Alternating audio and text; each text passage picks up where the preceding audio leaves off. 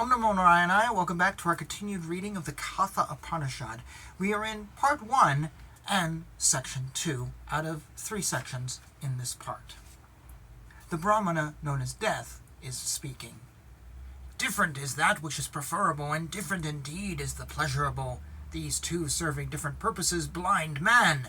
Good accrues to him who of these two chooses the preferable. He who chooses the pleasurable falls from the goal. The preferable and the pleasurable approach man. The intelligent one examines both and separates them. Yet the intelligent one prefers the preferable to the pleasurable, whereas the ignorant one selects the pleasurable for the sake of attainment of that which is not already possessed, and the preservation of that which is already in possession. You have relinquished, Nakshiketas, all objects of desire, dear and of coveted nature, pondering over their worthlessness. You have not accepted the path of wealth, in which perish many a mortal. What is known as ignorance and what is known as knowledge are highly opposed to each other and lead to different ways. I consider you to be aspiring after knowledge, for desires, numerous though they be, did not tear you away. Living in the midst of ignorance and deeming themselves intelligent and enlightened, the ignorant go around and around, staggering in crooked paths like the blind led by the blind. The means of attaining the other world does not become revealed to the non-discriminating one, who, deluded by wealth, has become negligent.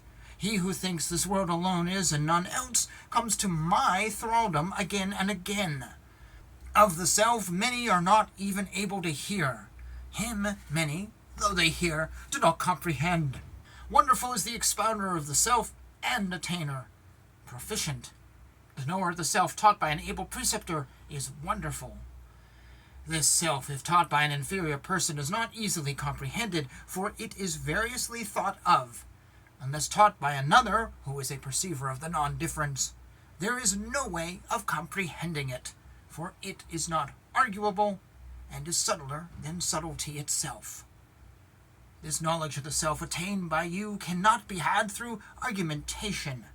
This doctrine, only if taught by some teacher other than a logician, leads to right knowledge.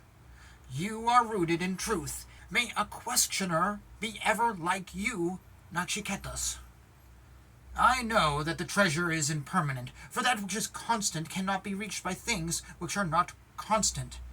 Therefore has the Nakshiketa fire been kindled by me with impermanent things, and I have attained the eternal.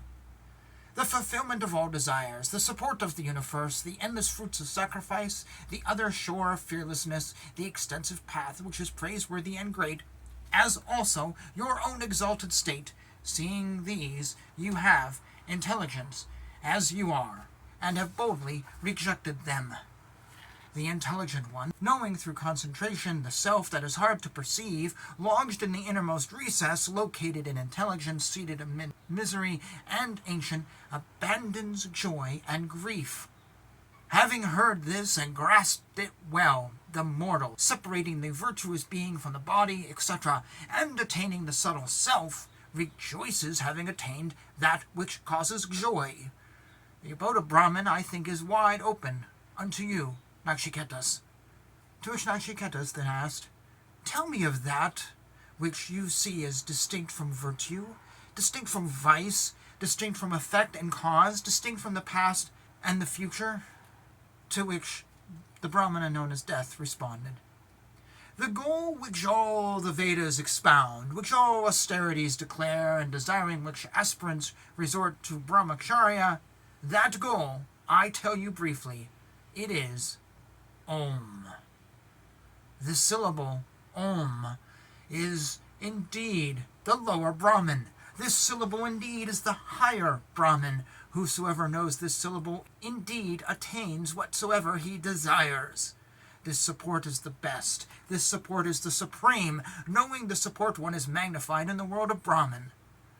The intelligent self is not born, nor does it die. It does not come from anywhere, nor did anything come from it. It is unborn, eternal, everlasting, and ancient, and is not slain even when the body is slain.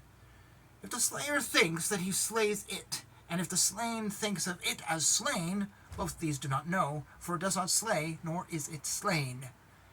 The self that is subtler than the subtle and greater than the great is seated in the heart of every creature. One who is free from the desire sees the glory of the self through the tranquility of the mind and senses and becomes absolved from grief. While sitting, it goes far. While lying, it goes far. Who other than me can know that deity who is joyful and joyless? The intelligent one, having known the self to be bodiless in all bodies, to be firmly seated in things that are perishable, and to be great and all-pervading, does not grieve. The self cannot be attained by the study of the Vedas, not by intelligence, nor by much hearing. Only by him who seeks to know the self can it be attained. To him the self reveals its own nature. None who has not refrained from bad conduct, whose senses are not under restraint, whose mind is not collected, or who does not perceive a tranquil mind, can attain this self through knowledge. The self to which both the Brahmana and Kshatriya are food, as it were, and death a soup. How can one know this where it is? And thus ends Section 2. Thank you so much for joining me on this Upanishad.